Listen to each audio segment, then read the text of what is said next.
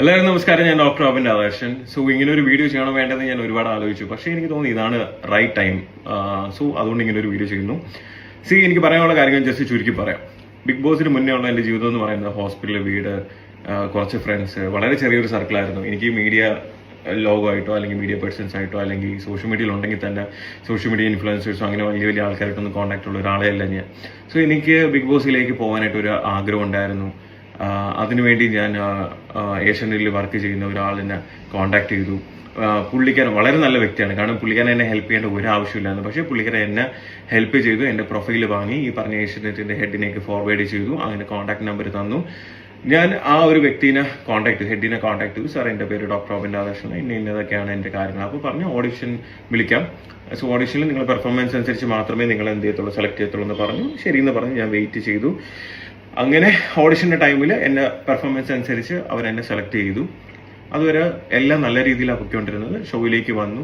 So എന്നെ പോലെ ഒരു സാധാരണക്കാരന് ഇങ്ങനെ ഒരു പ്ലാറ്റ്ഫോം കിട്ടുമ്പോൾ എൻ്റെ മാക്സിമം എഫേർട്ട് ഞാൻ ഇടണം എന്ന് ആഗ്രഹിച്ച് ഞാൻ അതിൽ മാക്സിമം എന്നെ കൊണ്ട് പറ്റുന്ന രീതിയിൽ ഞാൻ എഫേർട്ട് ഇട്ടിട്ടുണ്ടായിരുന്നു.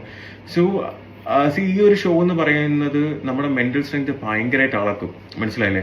അത് മാത്രമല്ല, അതിനകത്ത് അത്രയും മെന്റൽ സ്ട്രെങ്ത് ഉള്ള ആൾക്കാർക്ക് മാത്രമേ അതിൻ്റെ അകത്ത് സർവൈവ് ചെയ്ത് പോകാൻ പറ്റൂ. അതിനകത്തുള്ള ഓരോരുത്തർക്കും അതിൽ ഹാറ്റ്സ് ഓഫ്. കാരണം അത്രയും സ്ട്രഗിൾ ചെയ്ത് അത്രയും മെന്റൽ പ്രഷർ എല്ലാം താങ്ങി എത്രയും ക്യാമറേസിന്റെ ഇടയിൽ ഇരുന്നിട്ട് കാര്യങ്ങളെല്ലാം ചെയ്യാന്ന് പറഞ്ഞാൽ നമ്മൾ ഈച്ച് ആൻഡ് എവരി കാര്യങ്ങൾ അവർ നോക്കിയാണ്. മനസ്സിലായില്ലേ? സോ ആ ഒരു രീതിയിൽ അതിൻ്റെ അകത്ത് സർവൈവ് ചെയ്ത് വരിക എന്ന് പറഞ്ഞാൽ അത്രയും പാടുള്ള കാര്യത്തിലേക്ക് എന്താ പറയുക, അതിൻ്റെ അകത്ത് വിന്നേഴ്സ് ആയവരും അതിൻ്റെ അകത്ത് പാർട്ടിസിപ്പേറ്റ് ചെയ്ത് ഒരാഴ്ച നിന്നവരാണെങ്കിലും നിങ്ങളെല്ലാവരും ഗ്രേറ്റ് ആണ്. കാരണം എന്ന് വെച്ചാൽ എനിക്ക് അതിൻ്റെ ബുദ്ധിമുട്ട് അല്ലെങ്കിൽ അതിൻ്റെ ആ ഒരു മാനസികാവസ്ഥ എന്താണെന്ന് എനിക്കറിയാം. സോ ആ ഒരു ഷോവിൻ്റെ അകത്ത് ഇനി നിങ്ങൾ പലരും കണ്ടിട്ടുള്ളതായിരിക്കും. ഞാൻ സീസൺ 4 അകത്ത് ഓൾമോസ്റ്റ് ഭയങ്കരമായിട്ട് മെന്റൽ എന്താ പറയുക മെന്റൽ സ്ട്രെങ്ത് എൻ്റെ അളന്നിട്ടുണ്ട്. സോ 65 ദിവസം കഴിഞ്ഞ് അങ്ങനെ ഒരു ഇൻസിഡന്റ് എല്ലാം കഴിഞ്ഞതിന് ശേഷം ആ ഒരു സീക്രട്ട് റൂമിന്റെ അകത്ത് 5 ദിവസം ഇരിക്കുന്ന സമയത്ത് സത്യം പറയാലോ, നമുക്കൊരു ഒരു പേപ്പർ വന്നിട്ടുണ്ട്, അതിന്റെ ടേംസ് റൂൾസ് വന്നിട്ട്.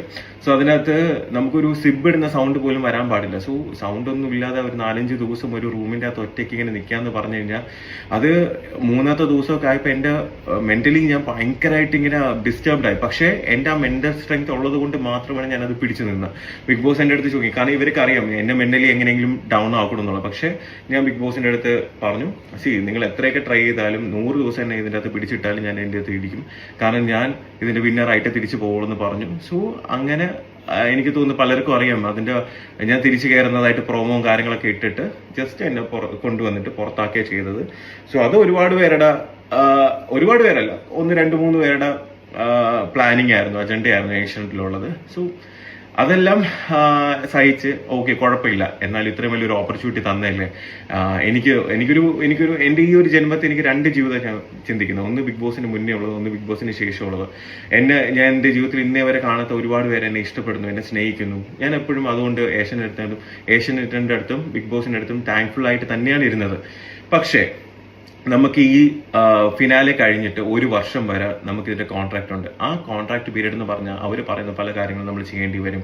നമുക്ക് ഇഷ്ടമല്ലെങ്കിൽ കൂടി ചെയ്യേണ്ടി വരും. പിന്നെ ആ ഒരു കൺട്രോൾ പോലെ നമ്മൾ ഒരുപാട് കാര്യങ്ങൾ അവർ ചെയ്യിപ്പിക്കും. മനസ്സിലായില്ലേ? സോ എല്ലാവരും ഇല്ല.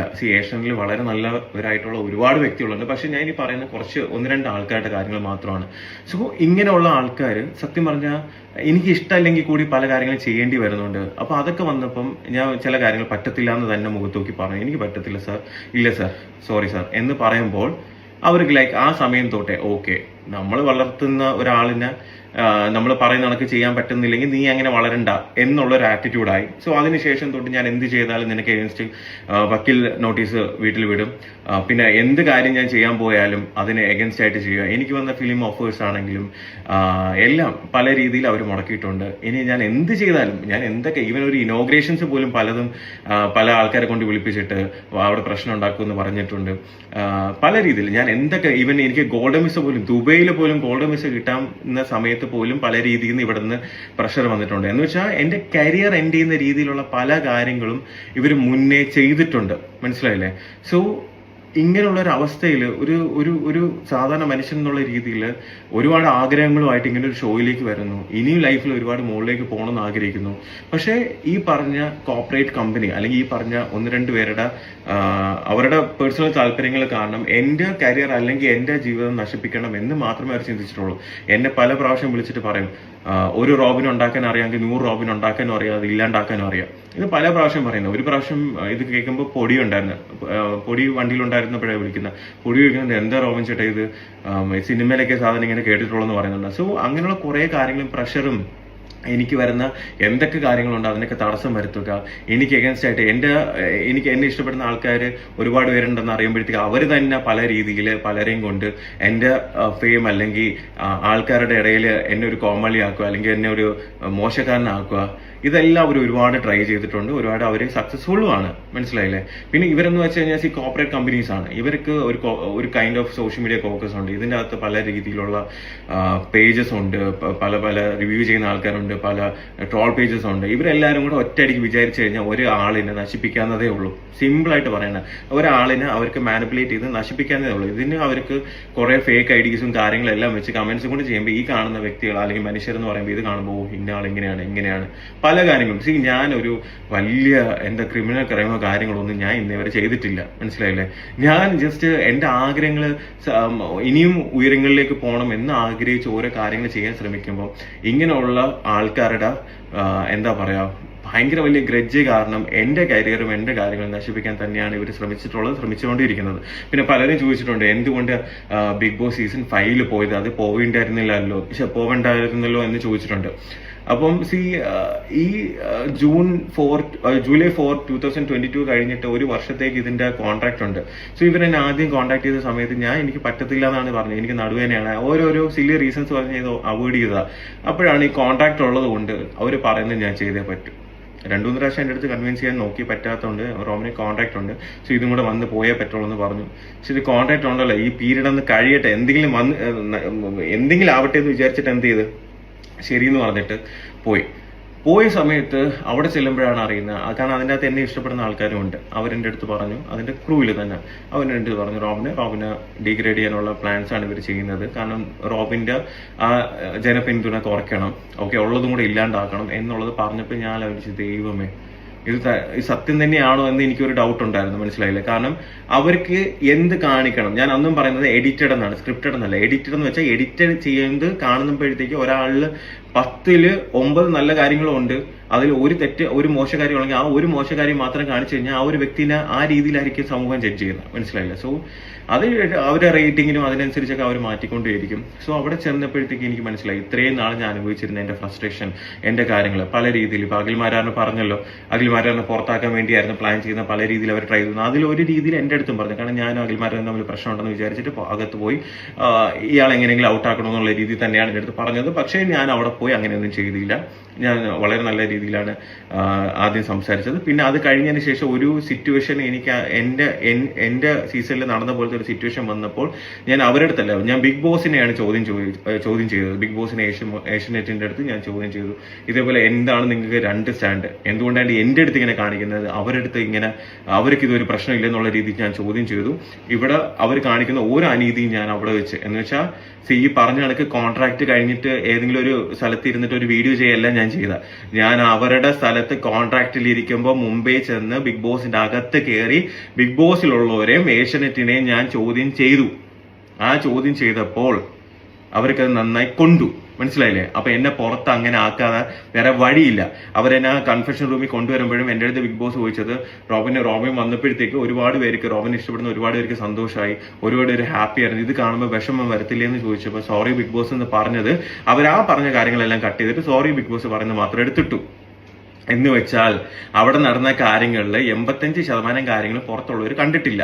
ആ പുറത്തുള്ളവർ കണ്ടു കഴിഞ്ഞാൽ എൻ്റെ ഭാഗത്ത് ന്യായമുണ്ട് അല്ലെങ്കിൽ ഞാൻ പറഞ്ഞതിൽ കാര്യമുണ്ടെന്ന് അന്നേ മനസ്സിലാക്കും. ഞാൻ അന്ന് ബിഗ് ബോസിന്റെ അടുത്ത് മുംബൈയിലുള്ള സെറ്റിന്റെ അകത്ത് വെച്ച് ഞാൻ പറഞ്ഞതാണ്, ഇതെല്ലാം ഞാൻ പുറത്ത് പോയി മീഡിയയുടെ അടുത്ത് പറഞ്ഞിരിക്കും, നിങ്ങൾക്ക് എന്നെ അറിയത്തില്ല എന്ന് പറഞ്ഞിട്ടാണ് ഞാൻ ചങ്കുറ്റത്തോടെ ഞാൻ അവിടെ നിന്ന് പുറത്തിറങ്ങിയിട്ട് മീഡിയ വന്ന സമയത്ത് ഞാൻ മീഡിയയുടെ അടുത്ത് പറഞ്ഞു.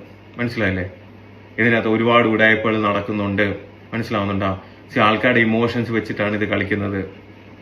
സത്യം തന്നെയാണ്. ഞാനത് എൻ്റെ കരിയർ അല്ലെങ്കിൽ ഇങ്ങനെ ഒരു കോർപ്പറേറ്റ് കമ്പനിക്ക് അഗൻസ്റ്റ് പറയുമ്പോഴത്തേക്ക് എൻ്റെ കരിയറോ കാര്യങ്ങളോ ഒന്നും ഞാൻ നോക്കിയില്ല.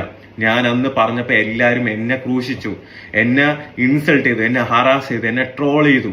ഒരു വർഷമായിട്ട് 1 വർഷം കഴിഞ്ഞപ്പോൾ ഇപ്പം അഖിൽ മാരാർ എന്ന് പറഞ്ഞൊരു വ്യക്തി വന്ന് പറഞ്ഞപ്പോൾ നിങ്ങൾക്ക് എല്ലാവർക്കും ഓക്കെ. ഞാനെന്ന് പറഞ്ഞപ്പോഴത്തേക്ക് എല്ലാവർക്കും ഓക്കെ, ഞാനല്ലേ പറയുന്നത് അല്ലേ? ഞാൻ പറയുമ്പോഴത്തേക്ക് അത് തെറ്റ്, നന്ദിയില്ലാത്ത ഇതാണെന്ന് പറഞ്ഞു അല്ലേ? നന്ദി ഉണ്ട്, പക്ഷെ എന്നെ ഞാനാക്കിയതും എന്നെ ഇത്ര ഫെയിം തന്ന ബിഗ് ബോസ് തന്നെയാണ്. പക്ഷെ ഇതേപോലത്തെ നാറിത്തരം കാണിക്കുമ്പോഴേ ചൂണ്ടിക്കാണിക്കാന്നുള്ള എന്റെ റെസ്പോൺസിബിലിറ്റി കൂടെ തന്നെയാണ്. അന്ന് ഞാൻ പറഞ്ഞിരുന്ന കാര്യം ചെയ്തിരുന്നെങ്കിൽ ഇന്ന് പകൽമാരാണ് വന്ന് സിബിയുടെ കാര്യം പറയേണ്ട ആവശ്യം വരത്തില്ലായിരുന്നു. ആണോ? എനിക്ക് അവരുടെ കാര്യം, പുള്ളിയനും പറഞ്ഞ കാര്യങ്ങളൊന്നും എനിക്ക് വ്യക്തിപരമായിട്ട് അറിയത്തില്ല. എനിക്ക് എന്റെ കാര്യങ്ങൾ മാത്രമേ അറിയത്തുള്ളൂ. എന്റെ ലൈഫിൽ നടന്ന കാര്യങ്ങളും എനിക്ക് ഉണ്ടായ അനുഭവങ്ങളും മാത്രമേ എനിക്ക് പറയാൻ പറ്റത്തുള്ളൂ. മനസ്സിലായില്ലേ? ബിഗ് ബോസ് എന്ന് പറയുന്ന പല സ്ഥലത്തും, പല ലാംഗ്വേജസിലും, വേൾഡിലും പല സ്ഥലത്തും എല്ലാം നടക്കുന്ന ഒരു സംഭവമാണ്. അവിടേക്ക് ഇങ്ങനെ ഉണ്ടോയെന്നും എനിക്കറിയത്തില്ല, കാരണം അറിയാവുന്ന കാര്യം എനിക്ക് പറയാൻ പറ്റത്തുള്ളൂ. പക്ഷേ ഇന്നലെ ഈ ഒരു സംഭവം അഖിൽമാരെ റിട്ടയറിന് ശേഷം ഒരുപാട് പേര് പറയുന്നുണ്ടായിരുന്നു ഇതേപോലെ എന്താ പറയാ, ഞാൻ പറഞ്ഞ ശരിയായിരുന്നു, ഞാൻ ശരിയായിരുന്നു എന്ന് പറഞ്ഞു ഒരുപാട് പേര് മെൻഷൻസ് ഇടുന്ന സപ്പോർട്ട് ചെയ്യുന്ന കണ്ടപ്പോൾ സത്യം വളരെ സന്തോഷം തോന്നി. പക്ഷെ നിങ്ങളൊന്ന് ആലോചിച്ച് നോക്കിയേ, എന്തിന്റെ പേരിലാണ് ഞാൻ ഇത്രയും ക്രൂശിക്കപ്പെട്ടത്? ഒരു എന്താ പറയാ, സത്യം വിളിച്ച് പറഞ്ഞതിന്റെ പേരിൽ എല്ലാവരും കൂടെ എന്നെ ഹറാസ് ചെയ്തു, എന്നെ ഇൻസൾട്ട് ചെയ്തു, എന്നെ ട്രോൾ ചെയ്തു. എന്നെ ട്രോൾ ചെയ്ത പല ആൾക്കാരും ഇന്നലെ എനിക്ക് പേഴ്സണൽ മെസ്സേജ് ചെയ്തു, ചേട്ടാ ഞങ്ങൾ അറിയാതെ പറ്റിപ്പോയതാണ്, സോറി, വേറെ ഒന്നും വിചാരിക്കില്ല, ഞാൻ ഒരുപാട് വീഡിയോസ് നിങ്ങൾക്ക് എതിരെ ചെയ്തിട്ടുണ്ട്, പക്ഷെ ഇങ്ങനെയുള്ള കാര്യം ഞങ്ങളൊക്കെ അന്ന് അറിയത്തില്ലായിരുന്നു എന്ന് പറഞ്ഞു അല്ലേ? അതെന്താ അഖിൽമാരാർ പറയുമ്പോൾ അത് ശരി, ഞാൻ പറയുമ്പോൾ തെറ്റും? അങ്ങനെ ഒരിക്കലും എന്ത് ചെയ്യരുത്. ഒരാള് സത്യം പറയുമ്പോൾ അവിടെ എപ്പോഴും സത്യം പറയുന്ന ആളോ അല്ലെങ്കിൽ തുറന്നു പറയുന്ന ആൾക്കാർക്ക് എപ്പോഴും എന്തെങ്കിലുമൊക്കെ കാര്യങ്ങൾ അനുഭവിക്കേണ്ടി വരും. അതിന്റെ ഒരു ഏരിയ മാത്രമാണ് ഞാൻ അല്ലേ? ഇങ്ങനെ ഒരു ഷോയിൽ വന്നപ്പോൾ എനിക്ക് നഷ്ടം. ഇപ്പോഴും എന്റെ സ്ട്രെങ്ത് എന്ന് പറയുന്നത് എന്നെ ഇഷ്ടപ്പെടുന്ന ഒരുപാട് പേരുണ്ട്. മനസ്സിലായില്ലേ?